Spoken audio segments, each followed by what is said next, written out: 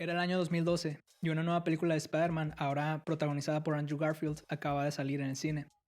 Siendo una persona cuya única referencia era la película de Spider-Man del 2002, me llamó la atención que ahora el personaje dependía de un dispositivo para lanzar telaraña, pero al parecer originalmente así era. A lo largo de casi una década después, aprendí a vivir con el hecho de que un hombre con poderes de araña no podía producir su propia tela, pero realmente nunca lo pude aceptar por un completo. Fue hasta el año 2021 que en la nueva película de Spider-Man, No Way Home, se reveló que el Spider-Man que producía seda orgánica existía en el mismo universo cinematográfico que los otros dos Spider-Mans. Eso, entre muchas otras cosas, me llenaron de emoción, pero también de curiosidad. Yo sé que es ciencia ficción e incluso tiene mucho que ver con la magia, como veremos más adelante, pero hizo preguntarme cuál es la diferencia entre el cuerpo de Spider-Man 1, por así decirlo, de Tobey Maguire, y el cuerpo de Spider-Man 2 y Spider-Man 3. En este video haré lo mejor que pueda por plantear la anatomía y un poco de la fisiología de Spider-Man, utilizando como base el personaje interpretado por Tobey Maguire, dado que posee habilidades dependientes de su cuerpo y no de gadgets. También vamos a revisar de forma más superficial el mecanismo de síntesis de la seda de araña, su función y anatomía humana de zonas de interés. Otro punto que quiero abordar también es la habilidad de Peter Parker de trepar paredes. Aunque en la película no se profundiza mucho, entre las escenas en las que surgen sus poderes, se hace un close-up de sus dedos en las que se visualizan unas estructuras parecidas a arpones emergiendo de su piel. Esto es otra diferencia de la historia original y la capacidad mental de controlar las fuerzas electrostáticas que tiene Spider-Man. Iniciando con Spider-Man, Peter Parker es un niño de 15 años, huérfano que fue criado por su tía May y su tío Ben, que fue mordido por una araña que aparentemente había mutado por estar expuesta a frecuencias de radiación por el acelerador de partículas en la exhibición pública de General Electronics. Las enzimas radioactivas y mutagénicas que estaban en la sangre de la araña se transmitieron en el momento de la mordedura, desencadenando numerosos cambios mutagénicos en todo el cuerpo dentro de Peter Parker. Esta mutación le otorgó lo que se le conoce en el cómic como un patrón cromosómico mejorado. Otro punto no muy conocido, pero que existe en los cómics, es la red de la vida y el destino. Esta es una estructura tridimensional que existe en un espacio de 5 dimensiones y que sirve como modelo de todo el multiverso y permite viajar entre realidades. También está lo que se conoce como el tejedor maestro y las deidades arácnidas, son los encargados de mantener esta estructura. Las diversas encarnaciones de Spider-Man obtienen sus poderes de araña de la red de la vida y se consideran entidades totémicas. Pero Peter considera que el origen de sus poderes cuenta con un aspecto divino, que sería en este caso la red, pero también un aspecto científico, dado a que hubo una mutación en su ADN. En los cómics, Peter Parker creó unos lanzadores de telaraña. Estos dispositivos gemelos pueden disparar hebras delgadas de un fluido especial de seda a alta velocidad y presión. Combinando estos dispositivos con sus habilidades de araña, es capaz de balancearse por los edificios de Manhattan. La forma original en la que Spider-Man puede trepar paredes es por una alteración mutagénica en los engramas del cerebelo que resultó en la capacidad de controlar mentalmente fuerzas electrostáticas entre moléculas.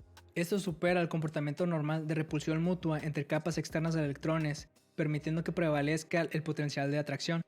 Pero la partícula subatómica controlada por la mente, responsable de esto, aún no se da a conocer en los cómics. Esta capacidad de afectar la atracción entre superficies se limita hasta ahora en el cuerpo de Spider-Man, principalmente en sus dedos y otro objeto, superando el límite máximo de varias toneladas por cada dedo.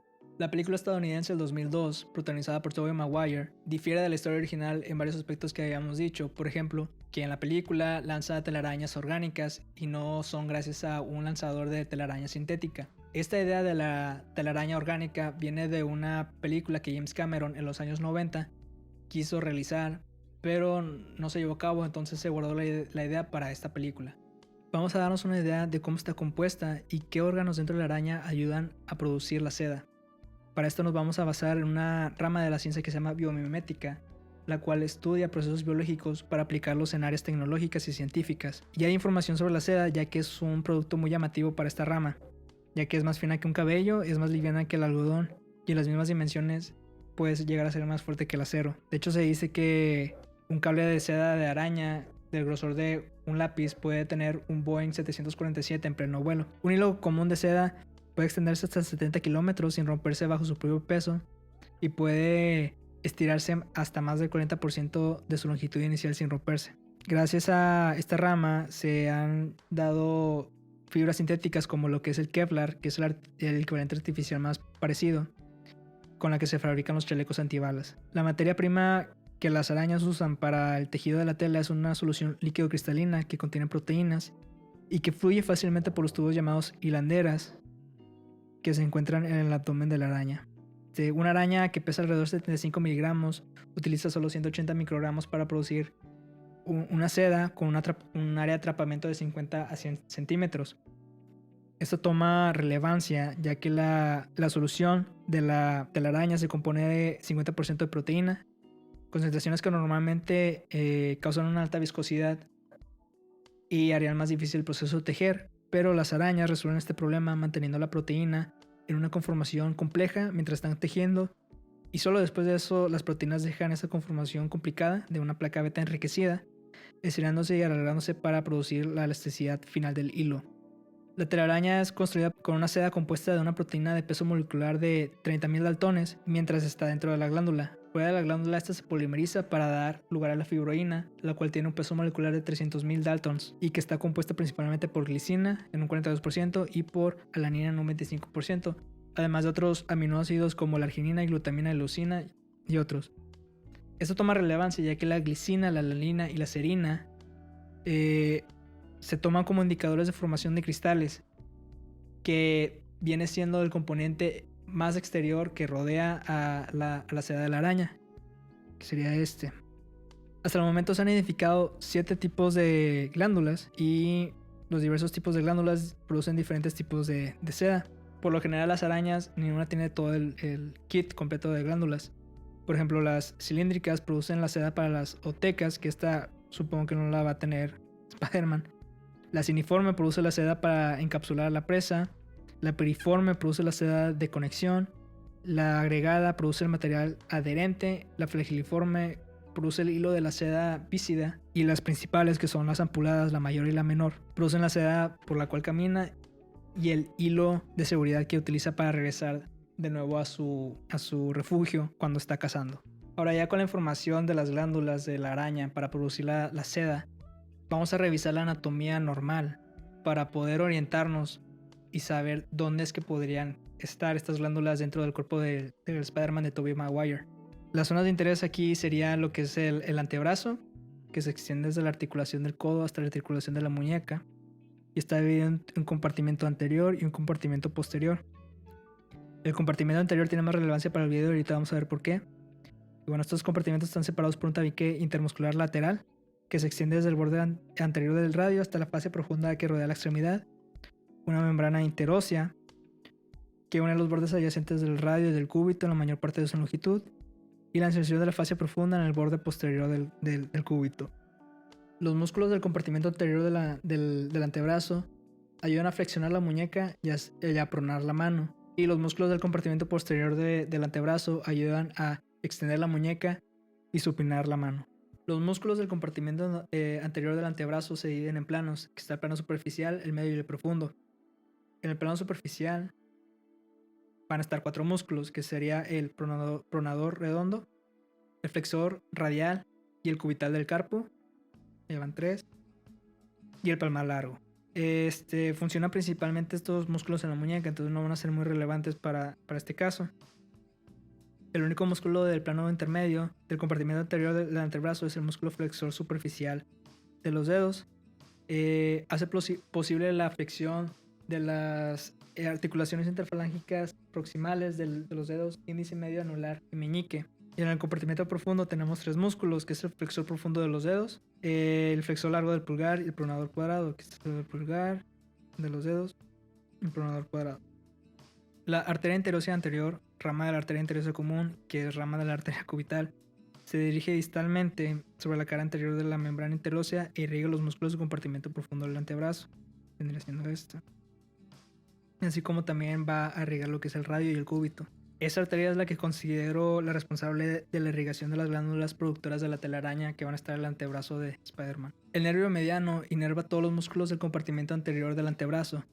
excepto por el flexor cubital del carpo y la parte medial del flexor profundo de los dedos.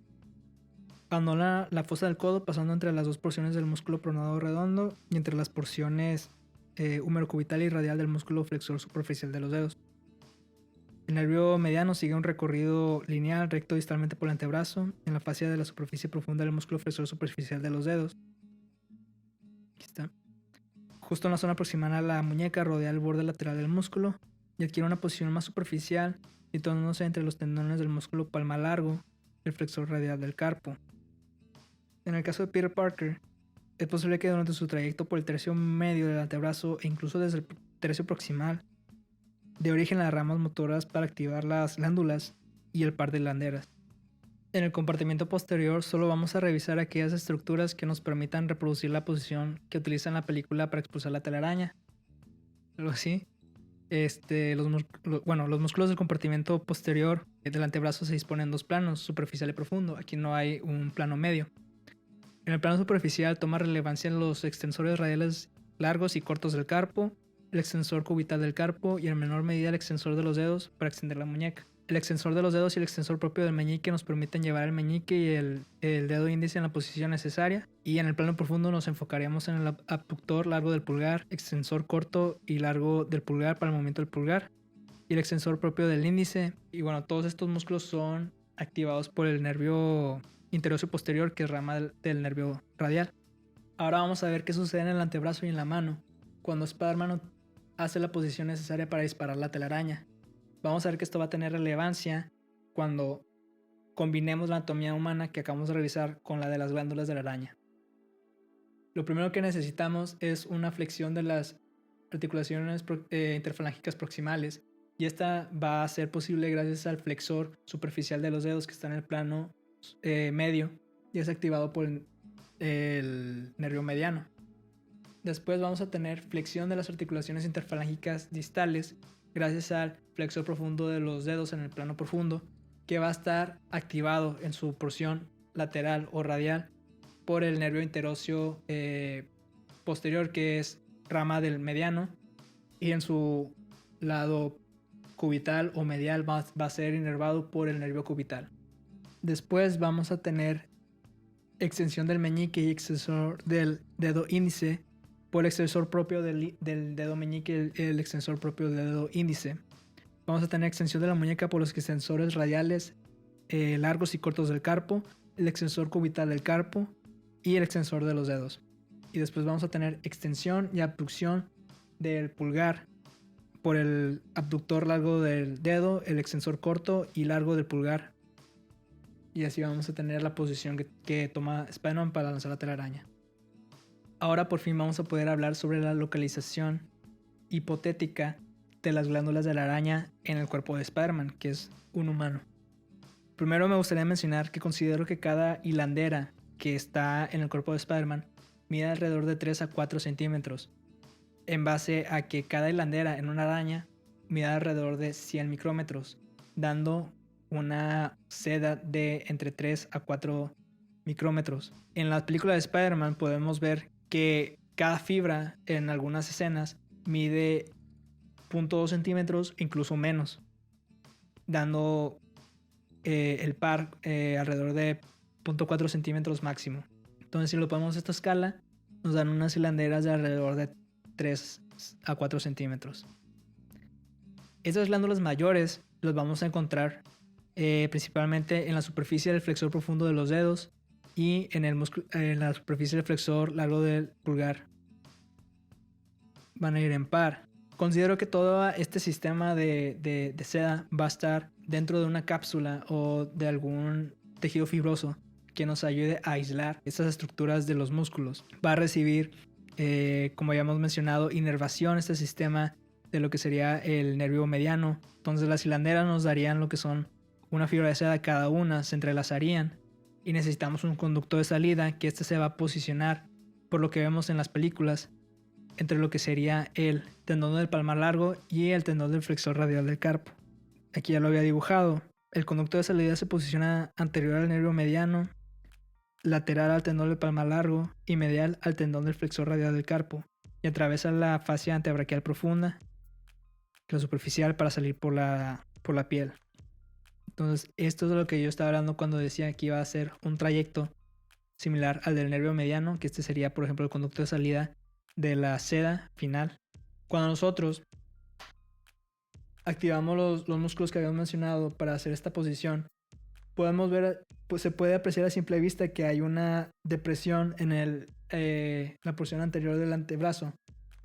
Esto es porque se contraen los músculos. Esta contracción, hipotéticamente, puede dar lo que es la fuerza de propulsión dentro de las glándulas para que se active la salida de la telaraña. Ahora solamente queda hablar sobre la habilidad de Spider-Man para trepar paredes. Para esto primero hay que saber cómo es que las arañas pueden trepar. Se llevó a cabo un estudio exhaustivo de adhesión, concluyendo que el mecanismo de adhesión por las arañas equipadas con sataes, que son diminutas extensiones de sus patas, es la adhesión molecular. La adhesión molecular es posible si se hace suficiente contacto intermolecular en la interfaz entre dos superficies. Tal adhesión es resultado de las fuerzas de Van der Waals que se exhiben en todos los materiales. Estas fuerzas son muy débiles y no serán efectivas si las dos superficies están separadas por más de varios angstroms. La fuerza de adhesión depende del área superficial y de los puntos de contacto totales que hay para tal interacción. Los mechones de garras de las arañas se colocan de modo que crean el máximo contacto con el sustrato.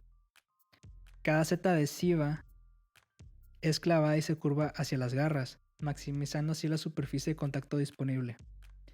La superficie de contacto ventral de cada seta se cubre con setules diminutos, que podemos ver aquí como extensiones de las setas, cada una de 3 a 4 micrómetros de largo, con una punta espatulada, tomando la forma para ser triangular. La superficie de contacto efectiva de una seta adhesiva tiene 660 sétules, por lo que el contacto efectivo del área de una seta se calcula en 32 micrómetros. En promedio 40 setas adhesivas por pierna, lo que da un número total de puntos de contacto para todas las piernas de 211.000, equivalentes a 10.000 micrómetros de área de contacto. El Spider-Man 1, interpretado por Tobey Maguire, posee estructuras en sus dedos que le permiten trepar paredes. No se asemejan a los ataques de las arañas, y por la cantidad que se muestra en cada uno de sus dedos, dudo que lograran conseguir la superficie de contacto suficiente, a menos que nos hayan mostrado algunas estructuras microscópicas que posea. En los videos a simple vista parece que son expulsados de la piel, pero al parecer no se desplazan, solamente se erizan. Entonces, bueno, vamos a ver rápido cómo es que el cabello se eriza. Esto se da por el arrector pili, que controla la erección de los pelos individuales. Estos son músculos lisos. No tienen control somático en la manera de los músculos esqueléticos, o sea que operan fuera de la conciencia consciente, contrayéndose o relajándose a factores celulares locales o al entorno neuroquímico general. Al menos yo creo que estas estructuras que parecen arpones en la piel de Spider-Man no funcionan como pelos y se erizan de manera inconsciente. Yo creo que esto es algo más consciente, por lo que voy a descartar esta hipótesis. Las estructuras que se muestran en la película que funcionen como a base de la erección de los pelos de la piel. Esto parece que funciona de una forma más consciente, por lo que podría ser que también haya manipulación de una carga electrostática dentro de su cuerpo y que levante estas estructuras. También estas estructuras no parecen ser los ataes, parecen más como unas espinas. Entonces voy a dar un poco de información sobre las espinas de los erizos y los porcoespines, ya que parece ser que tiene una característica de la combinación de los dos. Las espinas o los pelos de los erizos y porcoespines son morfológicamente y mecánicamente diferentes. Las pelos de los porcoespines están proporcionados para que sean lo más largas posibles sin doblarse con demasiada facilidad, y por el contrario la de los erizos son lo más cortas posibles y pueden doblarse cuando se les aplica una carga axial. Así que mientras las púas de los porcoespines parecen estar bien adaptadas para mantener un enemigo lo más lejos posible, las espinas del erizo probablemente tengan esto como una función incidental. Es mucho más probable que su función principal sea la de amortiguador o la del almacenamiento de energía cuando el animal cae desde alguna altura o choca contra algún objeto. Así que las espinas, si así podemos llamarla, que salen de los dedos de Spider-Man, parecen ser cortas como la de los erizos, pero muy resistentes como la de los porcoespines. Una hipótesis que tengo es que la forma en la que se pueden activar es por la manipulación de carga electrostática dentro del cuerpo de Spider-Man, levantando estas espinas. Ya habíamos hablado de que Spider-Man tiene esta capacidad cerebelar de controlar mentalmente la fuerza electrostática entre moléculas. Entonces no se me hace tan fuera de lugar decir que estas estructuras, que bueno, no parecen ser las ataduras de las arañas, tampoco parecen ser espinas normales, sean simplemente una mezcla de todo esto y que tengan también un mecanismo de activación que vengan de la idea original de Spider-Man, que era la de controlar fuerzas electrostáticas entre moléculas. Y creo que eso sería todo. Aquellos que se han quedado hasta este punto y que me han estado escuchando hablar todo este rato, les agradezco bastante. La idea de tratar de darle un poquito más de lógica a la ciencia ficción, en este caso a los poderes de héroes y también de villanos, que tengo algunas ideas para el futuro, es algo que me llamaba la atención. Ahora este video es un proyecto que vi la oportunidad de hacer. Tenía el tiempo, no sé si llega a ser otros por cuestiones de trabajo y de escuela, pero bueno, al menos buscar la información, redactar el contenido y la producción de audio y de video es algo que me ha llamado mucho la atención. Me divertí bastante. No veo por qué no haría otro si tuviera el tiempo. Y pues, de nuevo, muchas gracias por estar aquí y cuídense mucho.